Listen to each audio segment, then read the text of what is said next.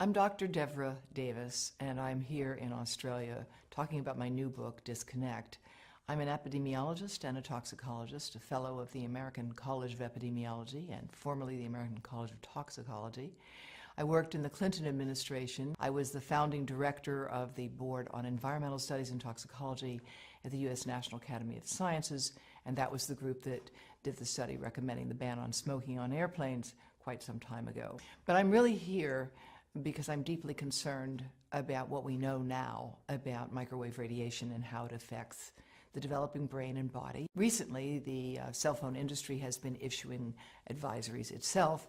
These are often buried inside phones, and they're telling you something very important that everyone has a right to know, which is a mobile phone is a two-way microwave radio. It's never been tested for safety for long-term use, and because of that, Telstra has now begun to issue advice about using a headset, using a speakerphone.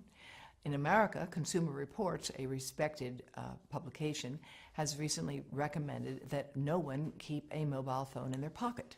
And that's because if phones were tested in the pocket, the levels of radiation from those phones would exceed the safety guidelines that are currently operating. Brain cancer actually is more than 200 different types of diseases. 200 different types. And it's a terrible disease. Most people don't survive it. Their lives are shortened by it. What we know about it is that ionizing radiation causes it. And we know that from studies of people who got heavy doses of X-rays for treatment for something and then went on to develop brain cancer 30, 40, or 50 years later. Studies have been done that have looked at what happens to neural stem cells, baby stem cells, brain cells, when you expose them to mobile phone radiation. And what those studies find is that if you expose those cells, you can look at their membranes, and you find the membranes are weakening and opening.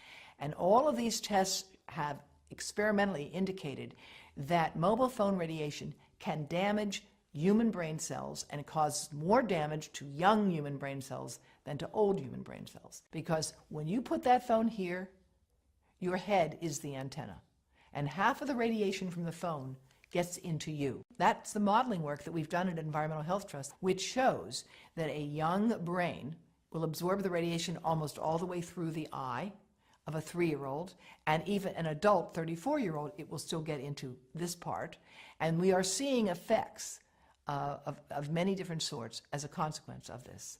Those who are on the front line of dealing with young children are deeply concerned about this at a professional level in the United States and around the world. In Israel, as well as France, as well as Belgium and Taiwan, there's an active government program to discourage the use of mobile devices by young children. There's a growing literature showing that prenatal exposure to mobile phone radiation causes serious defects in the offspring. Smaller brains, more brain damage, smaller livers, more liver damage, damage to skin cells as well. There are good reasons for concern about the long-term and short-term effects of mobile phone radiation, particularly on children, but especially on sperm.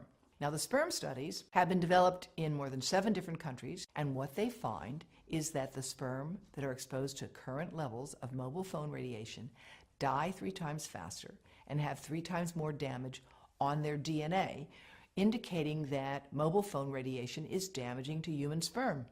More than 100 scientists have joined with me and with the chief of obstetrics and gynecology at Yale University Medical School. We have put together the Baby Safe Project, and they are handing out information to every pregnant woman that walks into Yale New Haven Medical Center, $4,500 a year, telling them how and why they need to avoid exposing the pregnant abdomen to mobile phone radiation. The breast cancer story in mobile phones is complex, as breast cancer is a complicated disease. Most of the women who get breast cancer are age 50 and older.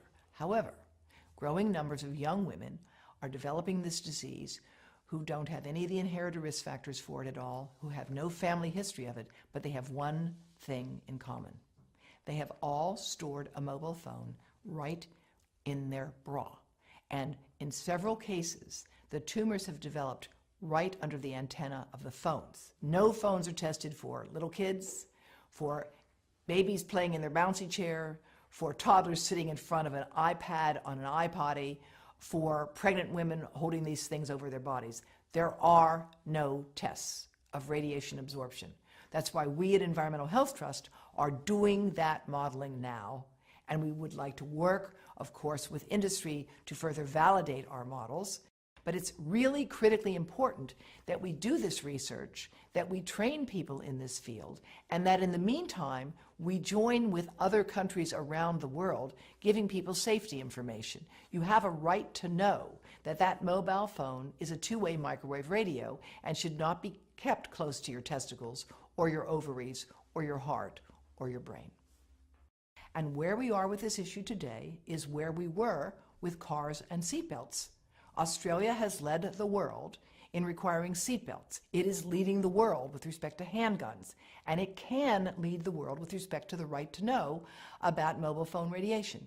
I'm very proud that Dr. Charlie Teo has issued a call for Australia to implement its current laws. You don't need a new law here. You've got the laws you need. You just need to implement them to give people the right to know about mobile phone radiation.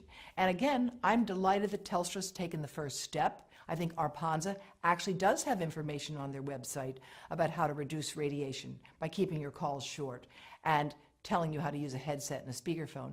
But there needs to be a more concerted effort to communicate this, just like the Canadian Parliamentary Committee on Health has recently called for.